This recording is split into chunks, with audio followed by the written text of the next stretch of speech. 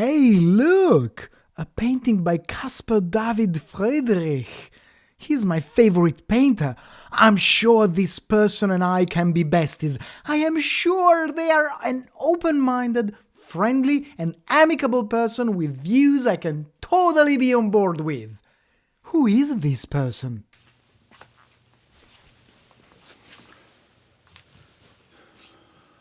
Ah, fuck.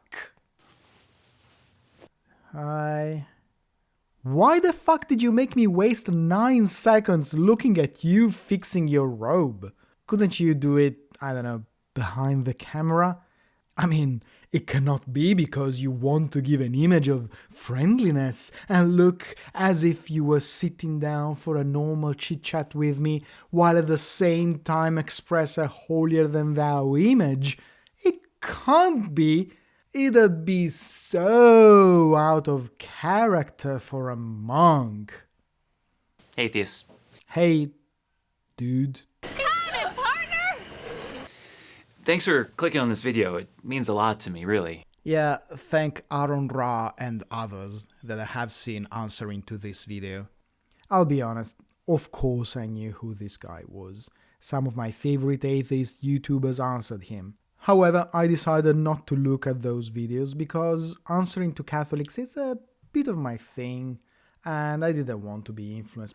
And even if I am sure that those atheists and I agree, at least for the most part, I wanted to give my perspective, because often when I hear someone from a Protestant country defend or reply to Catholics, I have the feelings that they are too influenced by other branches of Christianity, to the point that several, and usually religious people, think that Catholics are not Christians. Catholics themselves in the US, UK, and several other places have views that are more similar to Baptist, creationist, extremist churches than to Catholicism. Many of those views, and yeah, even a literal take on the Bible, are completely foreign to the Vatican look on Catholicism. Don't take me wrong, I am not defending Catholicism at all. If anything, I consider it even worse than some Protestant churches, and I can't really blame anyone for the mistake.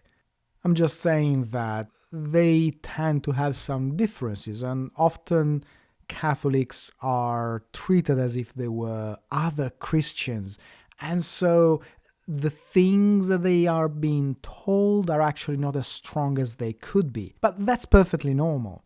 After all, this is just how societies evolve. They are influenced by other aspects of different societies. So, for example, Catholics in Protestant countries will be affected by aspects of Protestant religion. And there are also plenty of Italian Catholics rejecting evolution, professing something that the Catholic Church does not accept at all. It's simply because they got influenced by YouTube videos. Anyway, my whole point is that it's important to represent someone's specific point of view and reply to their specific bullshit. I'm a religious guy who's devoted my life to a God you don't believe in. No shit, Sherlock! And so you're taking a bit of a risk here that I might insult you, make you feel bad about your life, or at the very least, waste your time. I like how you sneak that make you feel bad about your life between two things that are potentially possible.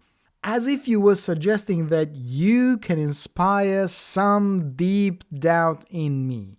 Don't worry, buddy. I have the feeling you won't be able to do either of the first things.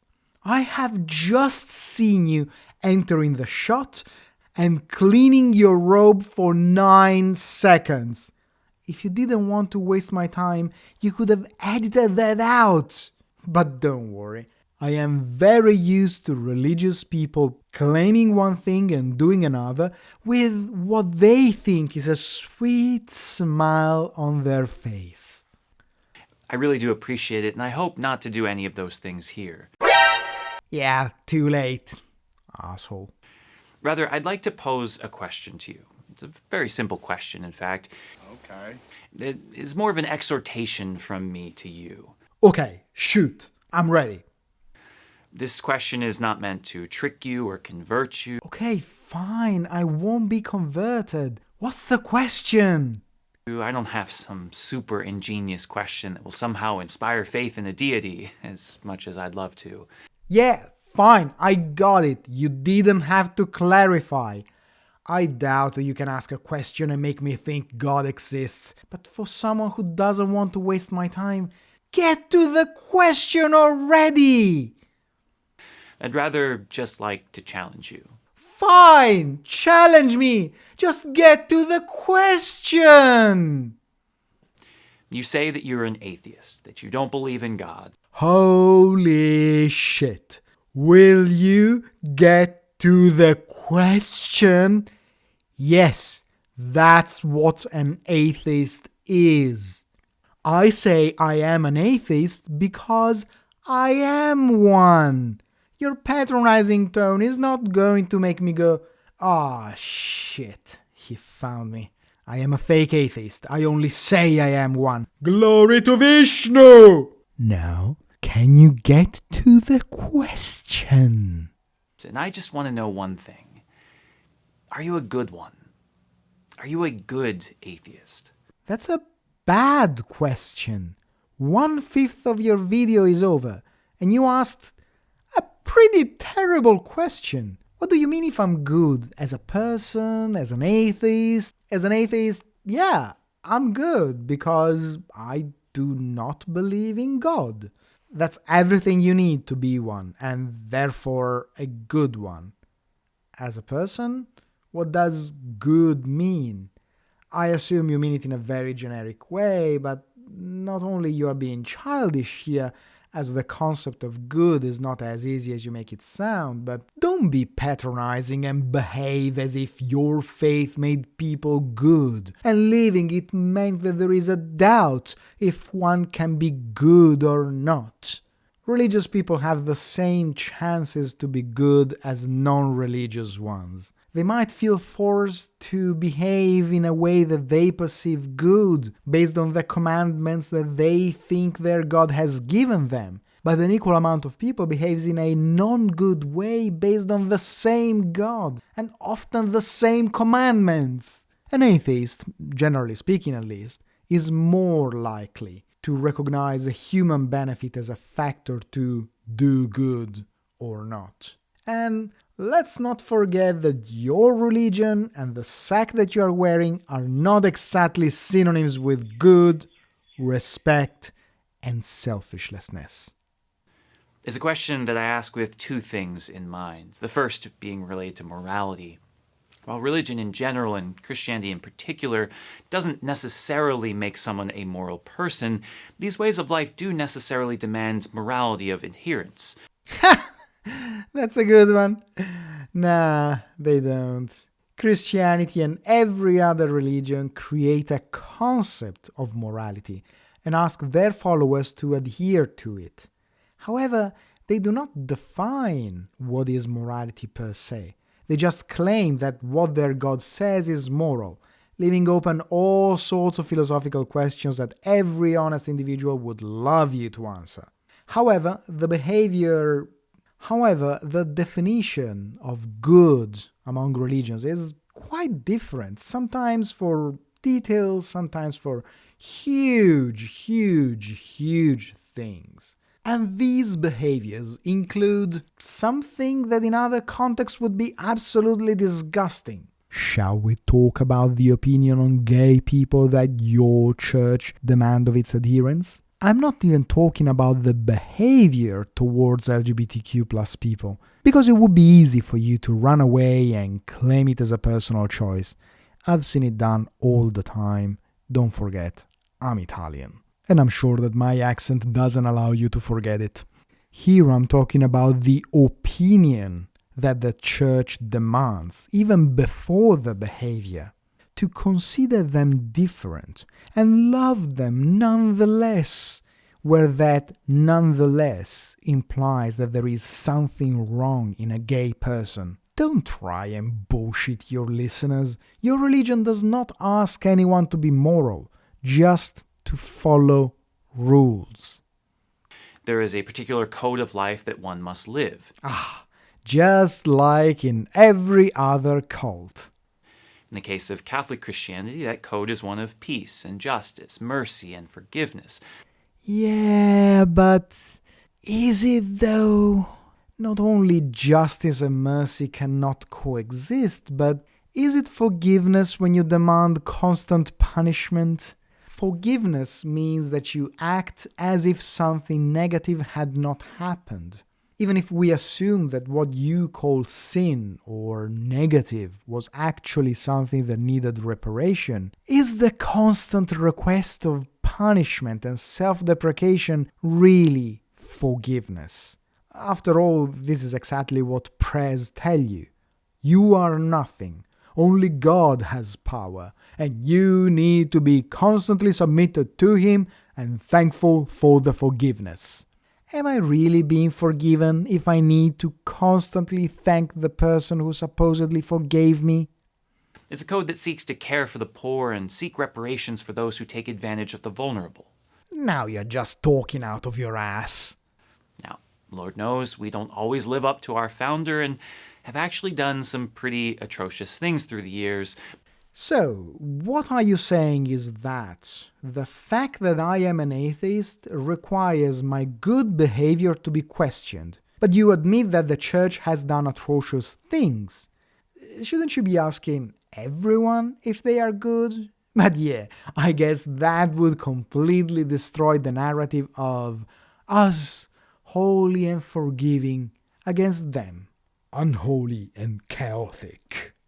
But it is our faith that at least informs us when we do these things and gives us and reminds us a moral code to live by, reminds us that it's not an option.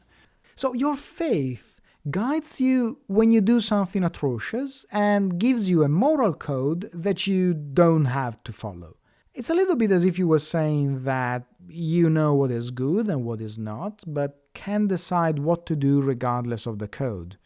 Which means that, yes, moral living is an option for you.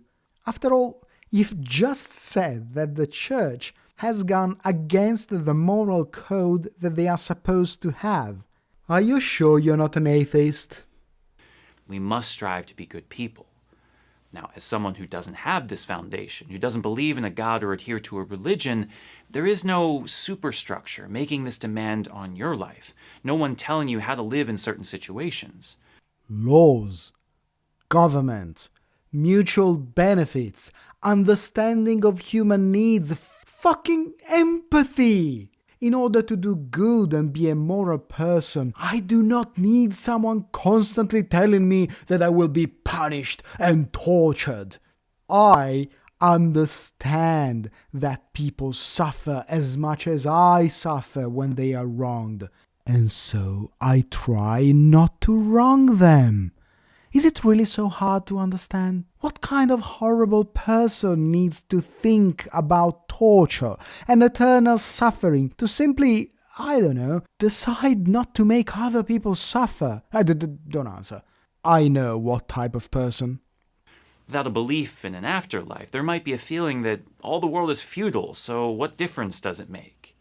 My computer, the computer that I'm using right now, will be a piece of junk in just a few years.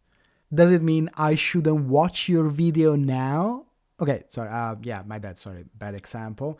The universe.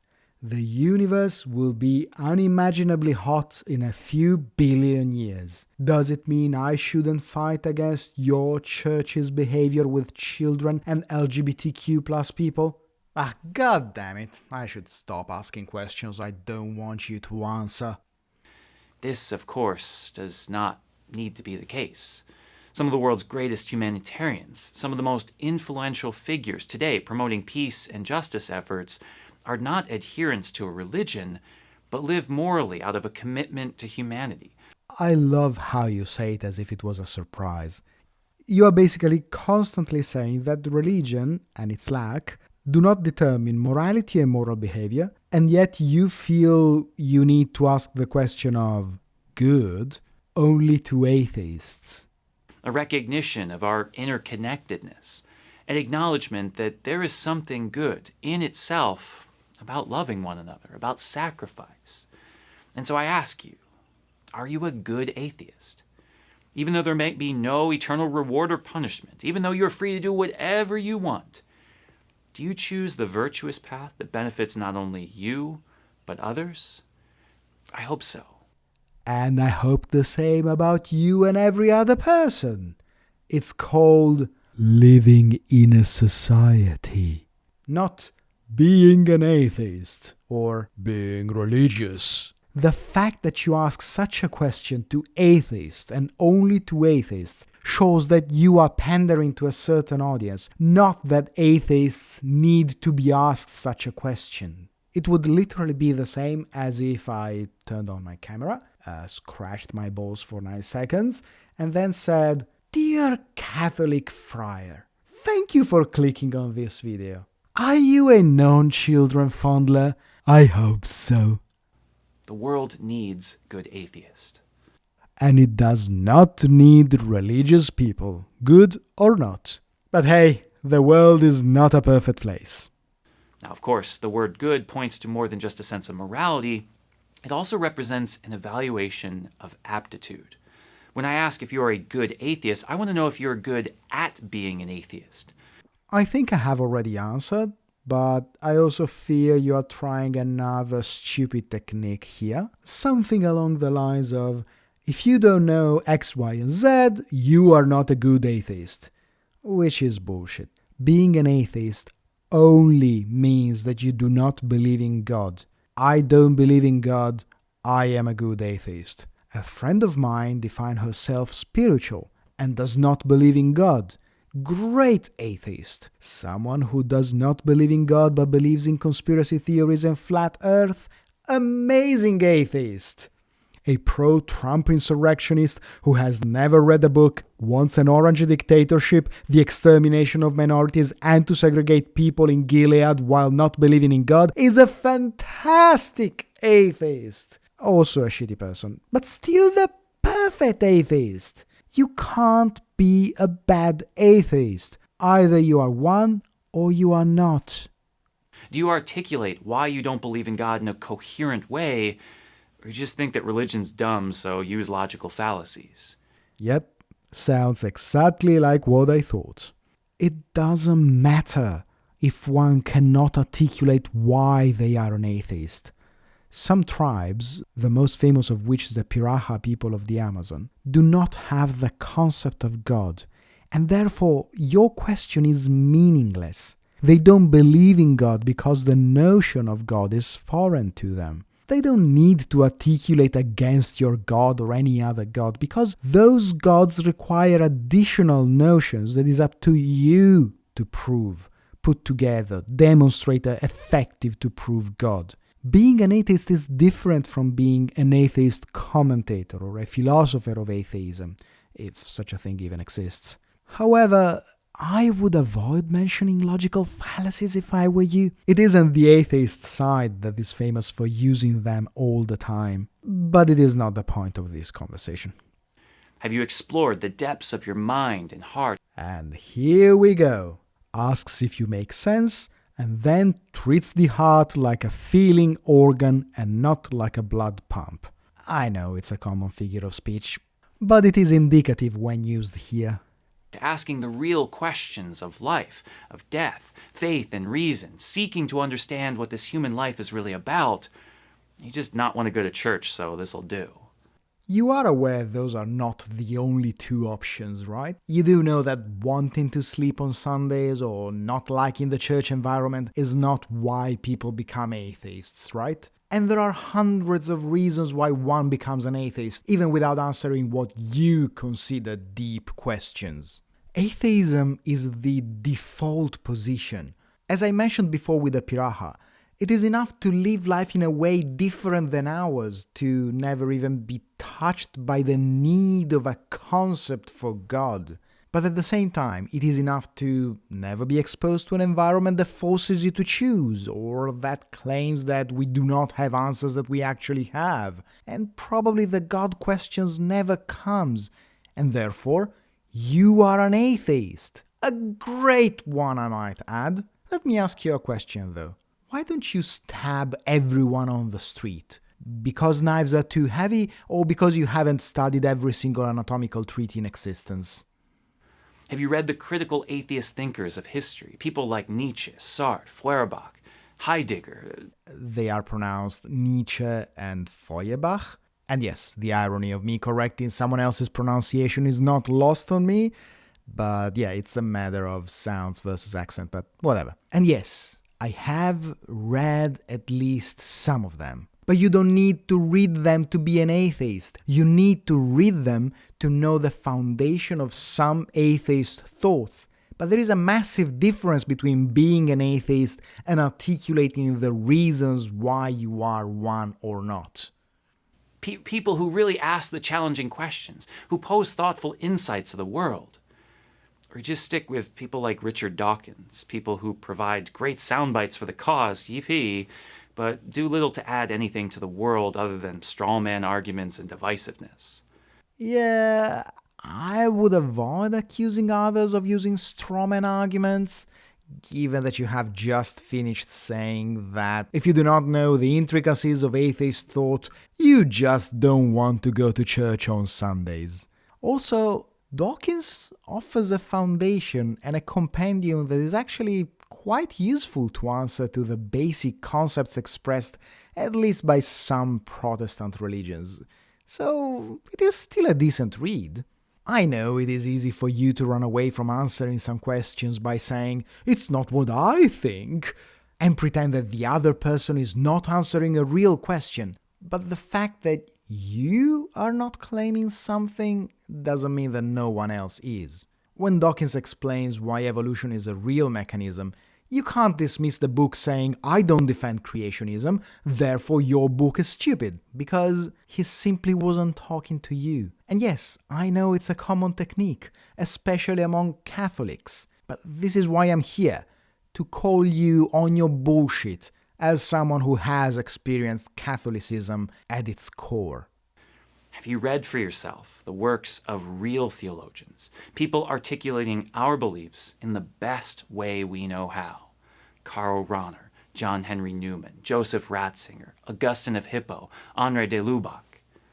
Or do you stick with the simplicity of evangelical pastors from some rural anti-intellectual church? Sorry to break it to you, but every church is anti-intellectual to some extent. At some point, you have to stop the intellect to defend churches and religion. I have read Ratzinger, and as articulate as he is not different from William Lane Craig, who is not different from Kent Hovind and similar scam artists. They just speak in different ways and are in the scam for different amounts of money. Every theologian commits the same mistake, despite of how educated or articulate they are. They start from the premise that God exists, and then proceed to talk about it. This is what theology is. It is not philosophy of religion, which is a much more honest branch of philosophy. It is a caricature of philosophy that gives more ammunition to those who dismiss humanities as fake knowledge, in which you can claim whatever you want without evidence of reasoning. The fact that it can be really articulate does not prove anything. I ask all of this not to be accusatory, at least not overly accusatory. So you are being accusatory and just pretending to be after the truth. What a surprise! But to simply challenge you to go deeper in your thought. Simply declaring yourself an atheist and going about your life isn't enough. Why? Being an atheist does not define me. Would it make sense if someone who plays video games for a living came to you and said, "Hey, if you don't play video games, you should be able to explain why"? Simply saying that you are not interested in video games is not enough. You can't just go about your life like that. I am so many more things than an atheist, and my life is defined by all of those, and even if I personally am more impacted in my life by my atheism, the ridiculously low number of my videos in my channel should prove that I have something else going on. And there are people who have even more going on. Or are you saying that the Piraha people can't just live their life because you need to define them through religion? Just as saying you're a Christian and never reading the Bible wouldn't be enough.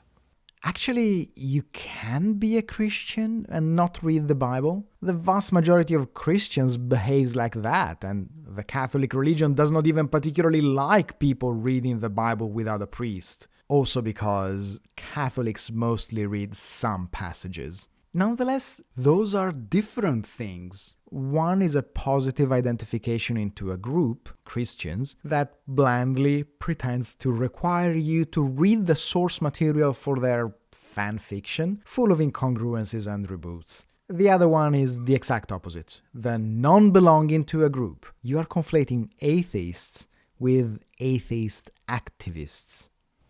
Ask more questions. Read more perspectives. Be able to articulate your understanding of the world with logic and reasoning that will actually add something to the world. If you feel so inclined, sure. Learn, study, whatever you feel like. But if you find gratification in something else without harming anyone, do something else. Religion and atheism are not positions you have to take and motivate all the time. There's no need to do something you consider annoying or a waste of time. Because here's the thing. People of faith need you to be good atheists. We do. As a Christian, I don't want you to be a bad atheist with an unexplored mind just regurgitating fallacies. I want you to ask questions that we've never thought to answer. Atheist activists do this all the time. You just provide fake answers. Try giving real answers and justification to your claims. Try actually proving that there is a God, an afterlife, or even the supernatural. And then you can say you need new questions. I want you to be so smart that it challenges us to be smarter. There are plenty of videos challenging you with questions that require deeper thinking. But at some point, intelligent people have to limit their intelligence in this regard, if they want to remain both religious and honest. The most I have seen smart people do is raise interesting questions and points, and yes, I am including Ratzinger, but none of these lead unequivocally to one God, or even only to a specific religion, or to any religion really.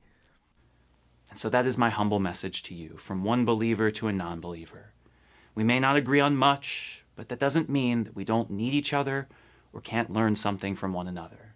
True, we can learn from everyone, and yes, I can learn a lot of stuff from religious people. But the moment you do not accept motivated answers, the moment you start treating religious claims as reality, and even worse, demand others to do the same, that is when you are giving up your intelligence and the good you were claiming.